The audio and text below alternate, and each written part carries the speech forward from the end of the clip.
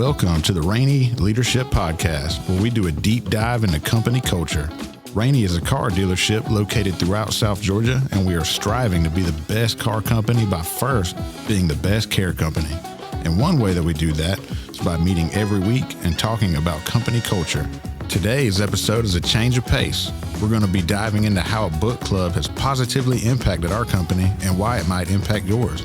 Today's episode, we will introduce to you our risk manager, Mike McPherson, or as we like to call him, $1 Million Mike.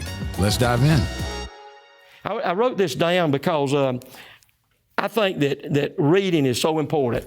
And this was a person named Ursula L. Le Guin, American writer, and wrote this about reading and the gaps it fills. It says, what is the use of trying to describe the flowing of a river at any moment, and then at the next moment, and then at the next moment, and then the next and the next? You wear out. You say there is a great river and it flows through this land, and we have named it history. So this is history. We're making history today. You made history yesterday, day before yesterday. You are making history. Your knowledge and your education is your life. Life is education and experience.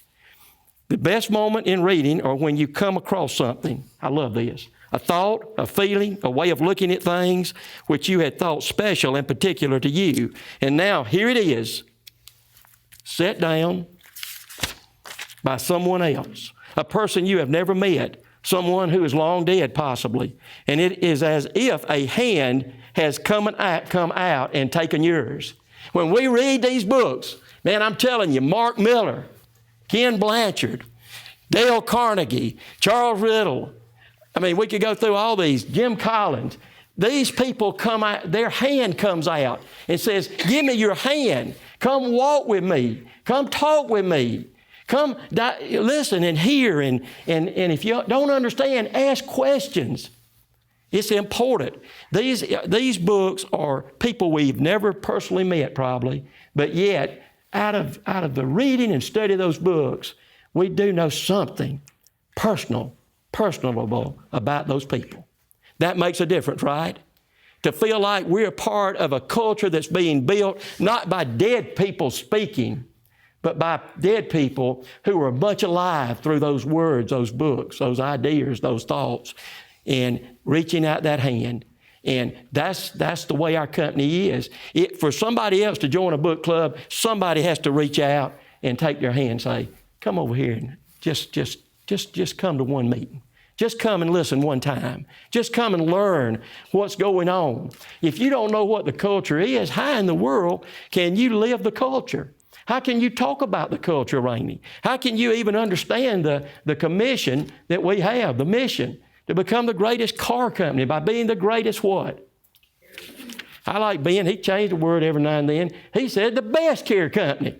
I like that, Ben. You know, I saw that, did you? You see, when you read and you learn to read, and every day it's a habit, I'm going to read and find out what's in the mind of that person. What are they saying?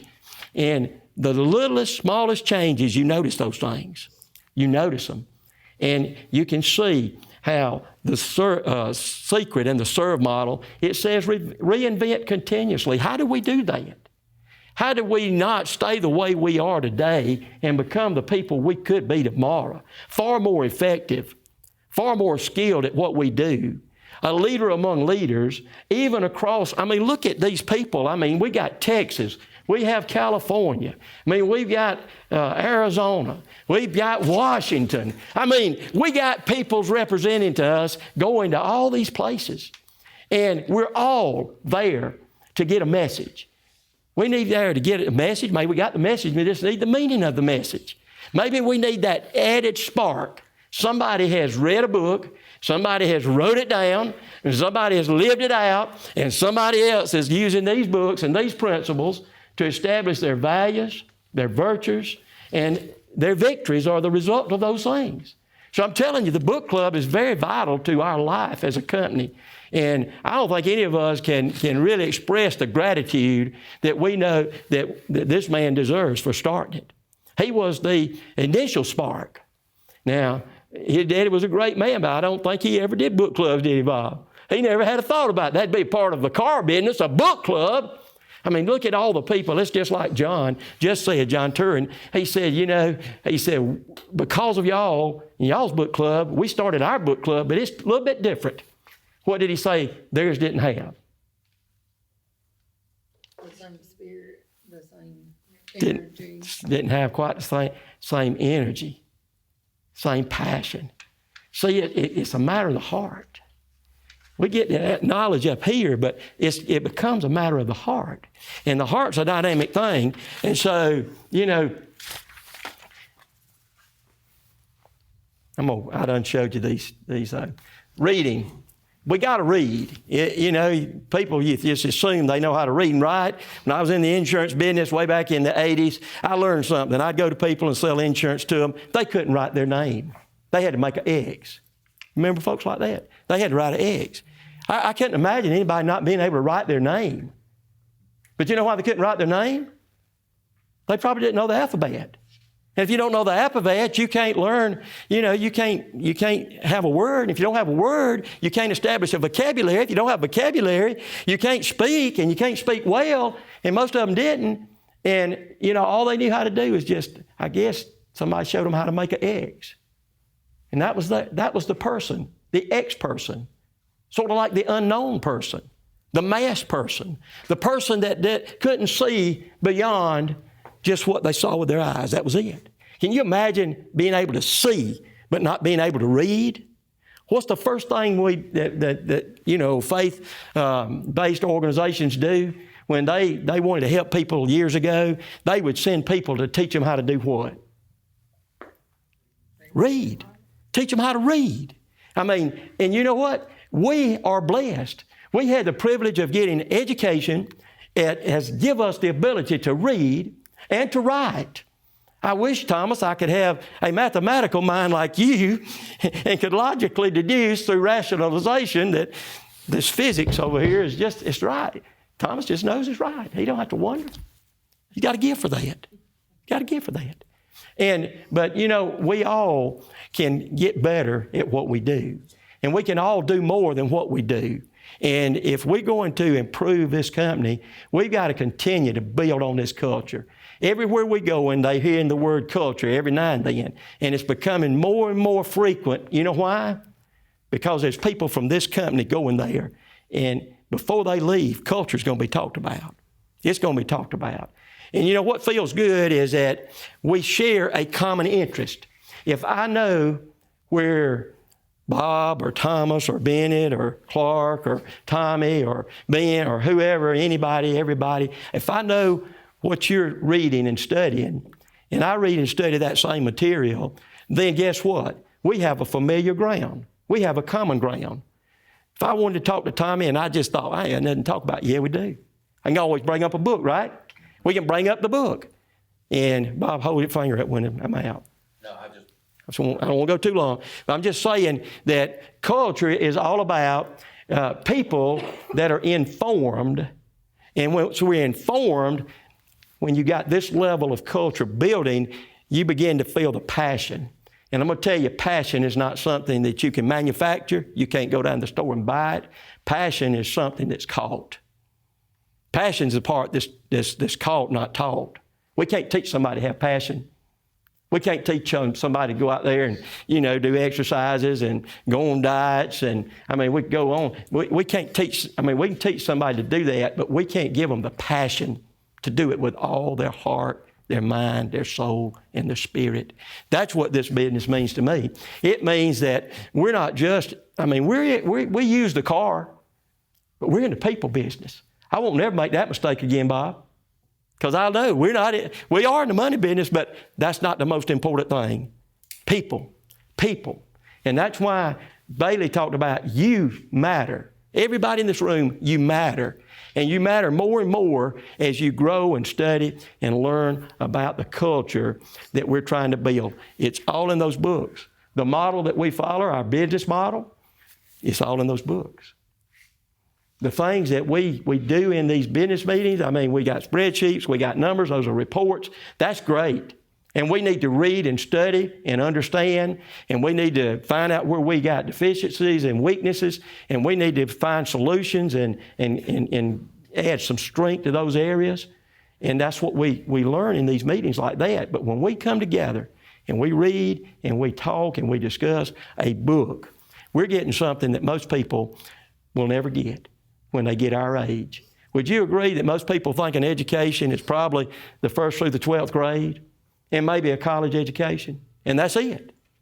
So by the time people 25, if they started and went a long route in education, I mean, how many folks say they get out of school and they think, I know that and I know that, and I'm done?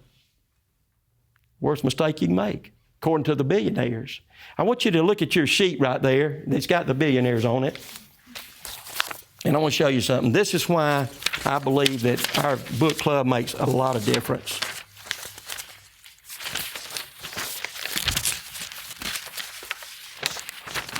So,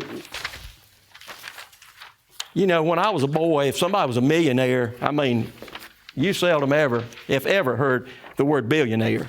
You didn't hear it. I mean, if you was a millionaire, that meant you were very wealthy and rich, and you had all the trappings usually and all that good stuff. But, nowadays, I mean, we got billionaires. There's billionaire clubs. But I wanted to mention 2 people here on this list, and this is a recent list, 2023, and these are the 25 richest Americans in the United States. And I didn't go through every one of them, but you can see where Elon Musk is, $180 billion. Okay? I'm going to show you something on him in just a minute, and he's going to tell you how he got there. And then there's Bill Gates, $135 billion. Who can tell me how many zeros are behind a 1 to get a billion?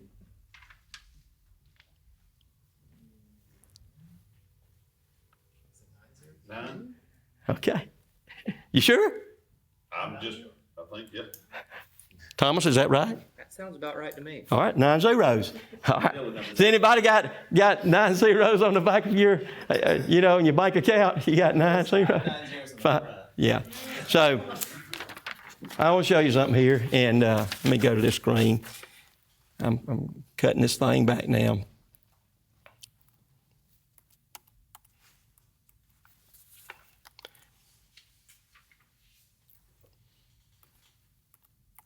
Come on.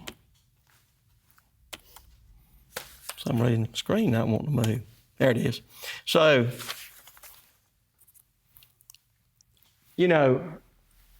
this meeting's about hopefully inspiring you to read, to become a participant in the culture building movement of Rainey, to come together and have things familiar, that sound familiar and look familiar and are familiar, because you know how we arrived here. You know what's gone into all the formula and the model and even the magic. But I was studying, I read about, Bill Gates, and he's world renowned, but he says he reads at least 50 books a year. 50 books a year. Now, I'd say that's just short of 52 weeks in a year, so he reads 50 books a year, and he reads often up to 3 hours a day. Now, how many of y'all would say that's probably a lot of reading, right? It is a lot of reading. And this is what he says. He said, the opportunity to learn is better today than ever before, ever. How many of y'all agree? The opportunity is out there. The opportunity is in this company.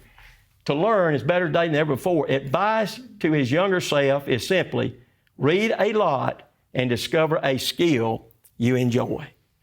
And I would say if you're going to be in business, the number one skill is people building skills.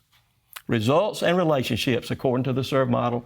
Read to improve high performance expectations. He says it is absolutely essential to my success.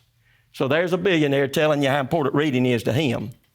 So now, the second one I wanted to use was Elon Musk. Yeah, ever since he was a boy, he's just been reading and devouring books, Bennett. He loves them. And he often reads up to 10 hours a day. When he was working on the Starlink project, he spent a year, 10 hours every day just reading and studying and taking in input into his mind, because he was looking for that spark That input creates an imagination. It just sets off certain dopamine and all this stuff in your brain, these chemicals, and all of a sudden you get inspired. He was looking for that spark of inspiration. He found it in his books he was reading. And he read the whole Encyclopedia Britannica set at age 9. Can you imagine that? I'd say he's a reader, right? He's an avid reader. But he said reading has been shown to enhance confidence, decision-making, and empathy, and can prevent two of the worst things in the country today, depression and stress. More therapy and pills, administered over the county and anything else. Spend time in the books, and the books will become a part of who you are. So he talks about he was raised by books. While others were partying, Elon would be found in a person's library going through their books. So there's a man that is at the top of this billionaire list, top richest men in America. Tesla, SpaceX, Starlink, lots of things. You know how old that man is? He's 52, right there is the date of birth, age at the side. 52 years old.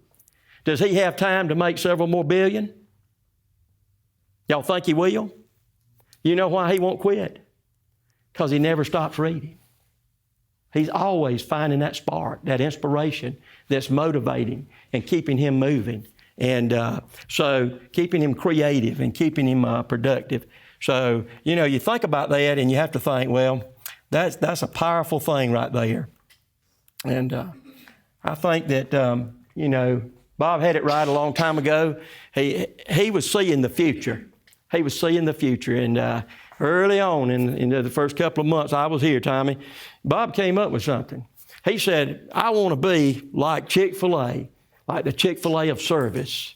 And I want to be like Apple, the Apple of innovation. And then he made this little comment, and he said, I want to have one of them little eyes like's in front of the iPhone. You remember that? So when we put our new sign up at 706, y'all see what's on that sign? It's Rainey. That's why I say Rainey a lot, because a long time ago, a man made a very strong point about that. The Rainey of service, the Rainey of what? Innovation. Something that we are discovering new and fresh all the time. The future is bright. It's beautiful. The future is something that's open with opportunity for all of you in this room and many more of our 300 employees. If they want to grow with Rainey, if they want to go with Rainey and grow with Rainey, then they need to be a part of this cultural movement, because we believe it will not only affect us at the job, at work, it will carry over into our personal lives, wherever we are. And I just want y'all to take this home with you right here. This come out of Bob's secret book.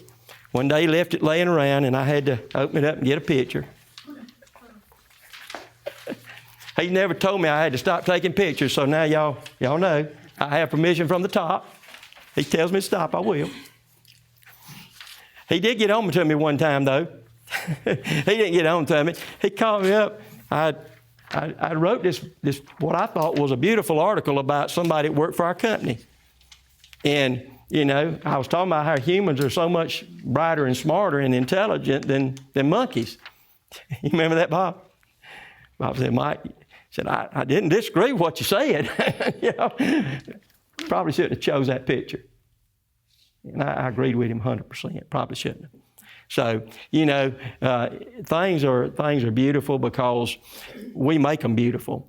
And it's nice to go to work, see a smile, behind every person. There's a story. Some people have some sad lives.